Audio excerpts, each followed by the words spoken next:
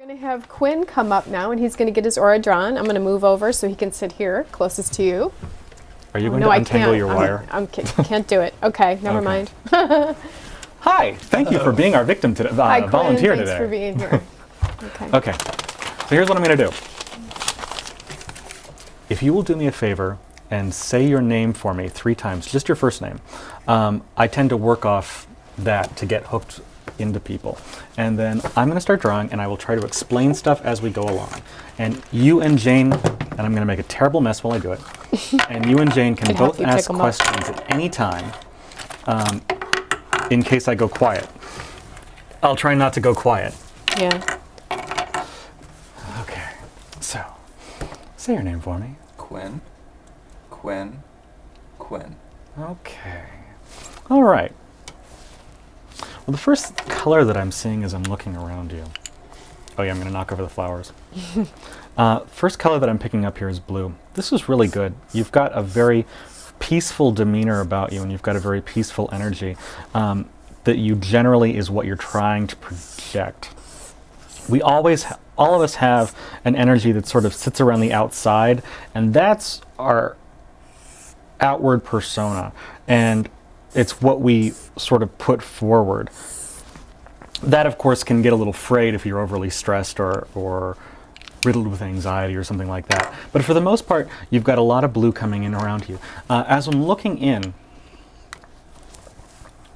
looking right here at this 5th chakra. Now, I tend to talk about chakras when I talk about auras because the colors both show up. Mm-hmm. And right here in the 5th chakra, this is the energy right in the throat. And it is both communication, but it's also the will center and the center of identity, how you see yourself inside your own head. You've been going through some identity changes, and the way that you've been thinking about yourself has been shifting recently. Is that true? Yeah, it's absolutely true. Wow. It's been a sort of slow process, but one of the things that's been going on is over and about the last year or so,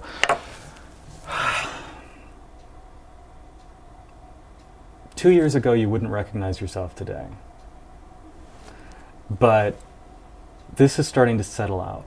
You went through a period of almost like picking up identity traits, the way that a kid would run through a costume shop and go, well, I'm going to be this person today, and I'm going to be that person. And you were almost frantic about it. Like I said, this started about 2 years ago, and it was a period of like, I just can't be who I was, so I've got to go and try all this different stuff. Mm-hmm. And it's settling down. You're pretty much settled on who you think you want to be today. And that's deepening a lot.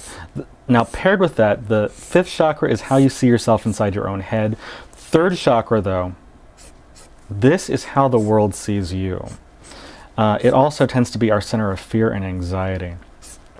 And this is the yes, solar it's plexus. right in the solar chakra. plexus. It's why when something scares you, it hits you right there in the gut. And this is also very active right now. Part of this transition is, of course, it's always very scary to start to reevaluate who you are. But beyond that, with this period of internal transformation, you've seen your external life change a lot too. Coupled with being in a rather stressful, just your life has been on the stressful side for the last couple of years, about this same time period. While you're getting a grip on a lot of the internal identity stuff, you haven't gotten a good grip on this external identity stuff. What I mean by external identity is doctor, lawyer, Indian chief kind of thing. And that you're still settling in on. You've sort of figured out, okay, if this is who I am, there are a lot of things that I thought I would do, but now I can't. And so that's settled out. Now you're sort of trying to settle out how you present yourself to the world, how the world sees you. And as time is passing and the longer you feel like you haven't totally figured this out, the more it's stressing you out. So you've got this internal stress combined with your external stress, and dude, you should really relax. Quinn, relax. But on the other hand, like I said, the way you present yourself is very relaxed. It's, you you do have a pretty laid back attitude for the most part. It's more when you get starting focusing on yourself, that's when you start to freak out.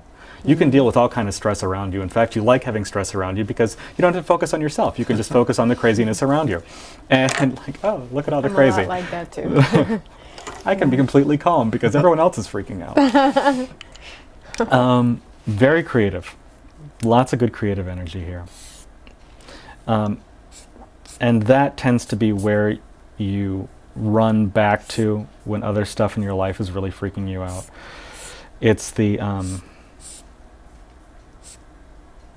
don't know, whenever it manifests for me, it's when I throw my arms up, go, I don't want to do this anymore, I'm just going to go be an artist, and I can't deal, and I'm going to completely freak out, and be an artist, I'm going to overdose on paint fumes, and that's going to be the end of it. Yeah. And so there's a lot of that really good creative energy coming up here. That's the second chakra, and yeah, I don't know. I got nothing else to say there because it looks healthy. So hold that picture up so the people can see what you've drawn so So far. here's where we're at so far. Okay. Is it there? Camera right there? Mm-hmm. And now, of course, this is just a representation. If we had lots and lots of time and paints, I could do something more expansive. But this does work better than colored pencils. So basically the blue means what again? blue The is the- light blue? External energy. This is how he's presenting himself to the world. Okay. And this is his overall attitude. Like I said, you're a pretty laid back guy. And it's only when you get too much inside your own head that Yeah. you really want to deal with things. So I guess we'll talk about purple next. Okay. Okay. Now, as we're coming... Now, seventh chakra. Now, this is in the top of your head. And it's right about here. And it's usually interpreted as either purple or white. I usually use purple because white never shows up on anything. It's a personal choice. Here's one of the things that's really been, and there's a lot of activity here. And seventh chakra is very interesting because it's often where we contemplate God. It's where we think about the divine. It's where we think about our place in the universe. And it usually has very strong religious or spiritual connotations, but it doesn't have to be, because you're going to see the same kind of energy with people who are studying physics and people who are studying philosophy. Even the secular humanists are going to have a lot of energy around that seventh chakra, even if they're completely disregarding the idea of the divine. They're doing it because they're really thinking about their place in the universe and where they sit with it. Now, if this is how you see yourself inside your own head, sort of isolated, seventh chakra is where we stand with the universal connection. And there's been a lot of stuff going on here. You had a bit of a freak out in the seventh chakra not even a year ago, of a real, I'd call it a spiritual religious identity crisis there too. And that had a lot to do with how you've been seeing yourself, but it was also more of a conflict with God. And Can you relate to that at all? Do you feel like you went through that? Wow. Pretty right on, John. thanks. That settled down a bit. More because you just went, well, I don't feel like I'm wrong, and I don't think God hates me, so maybe they're wrong instead. And I think that's a wonderful attitude to have. Because seventh chakra, like I said, is all about your personal connection with the divine and with the rest of the universe. It has absolutely nothing to do with what anybody else says.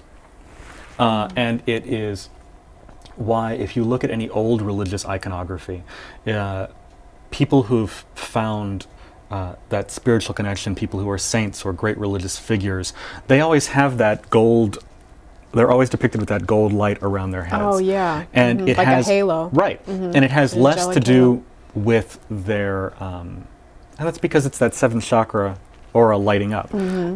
It has less to do with the religious or philosophical aspects as it does the just direct connection. Yeah. And yeah. they're usually the people that the church says, aren't they wonderful? They're set up to be great mystics. Don't read their writing, they're all freaks.